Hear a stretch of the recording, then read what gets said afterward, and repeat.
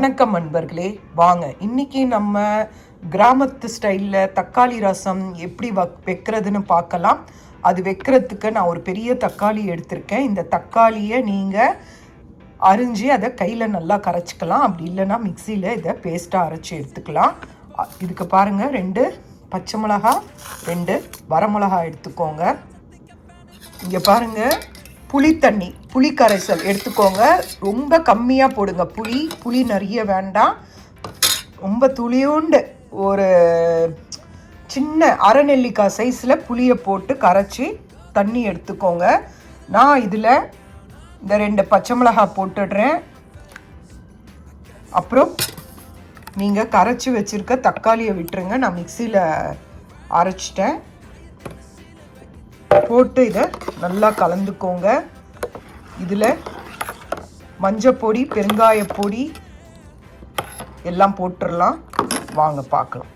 பாருங்கள், நான் வரமிளகா சேர்த்துருக்கேன், மஞ்சப்பொடி சேர்த்துருக்கேன், பெருங்காயம், தேவையான அளவு உப்பு சேர்த்துருக்கேன். இப்போ இது நல்லா கொதிக்கட்டும்.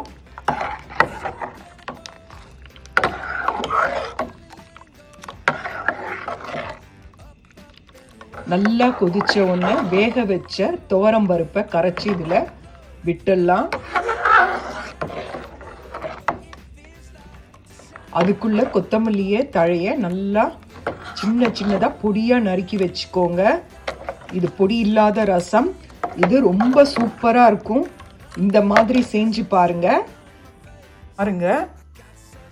நாம் இப்போ ரசத்துக்கு ஒரு பொடி போட போகிறோம்.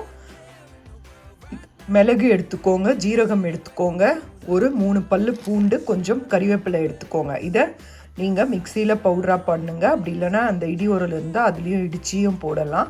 நான் மிக்சியில் தான் போட போகிறேன். நான் என்றைக்குமே பூண்டு போட மாட்டேன். எப்பாவது போடணுன்னா தான் போடுவேன். அதனால் பூண்டு சேர்த்துக்கிறேன். நீங்கள் இதை நல்லா பவுடராக அரைச்சிக்கோங்க. பாருங்கள், ரசம் இந்த மாதிரி நல்லா கொதிச்சு வரணும். கொதிச்சு வர ஸ்டேஜில் நாம் பருப்பு, வேக வச்ச பருப்பை நம்ம நல்லா கடைஞ்சிட்டு இதில் விட்டுடலாம். இது நல்லா ஒரு கொதி வந்த பிறகு நாம் அரைச்சி வச்ச மிளகு சீரக பவுடரை போடலாம். ஒரு கைப்பிடி அளவு கொத்தமல்லியை பொடியாக நறுக்கி போட்டுருங்க. இது ஒரு கொதி வரட்டும். அதுக்கு பிறகு நாம் அரைச்சி வச்சிருக்க அந்த இதுவை போட்டுடலாம். இதுதாங்க நாம் பொடி பண்ணி கொண்டு வந்திருக்கேன். இதை நாம் அதில் போட்டுடலாம். ரசத்துக்கு நான் நெய் விட்டு கடுகு போட்டு தாளிச்சிருக்கேன். நாம் இதை ரசம் அந்த இது இடித்த பொருளை போட்ட உடனே இதை நாம் அதில் கலந்துடலாம். கடுகு சேர்த்தாச்சுங்க. இப்போ பாருங்கள், அரைச்சி வச்சுருக்க இந்த பொருளை நான் இதில் சேர்க்குறேன். இப்போ இதை நல்லா கலந்து கொடுத்துருங்க. நல்லா கலந்து ஒரு கொதி வந்தோடனே நிப்பாட்டிடுங்க. வீடே கம்மன்னு வாசனையாக இருக்குங்க. வீட்டுக்குள்ளே நுழைஞ்சாலே நம்ம ரசம் ஸ்மெல்லு பயங்கரமாக இருக்கும். இப்போ நீங்கள் உப்பு காரம்லாம் டேஸ்ட்டு பார்த்துக்கோங்க. இது ரொம்ப நல்லாயிருக்கும், உடம்புக்கும் ரொம்ப நல்லது.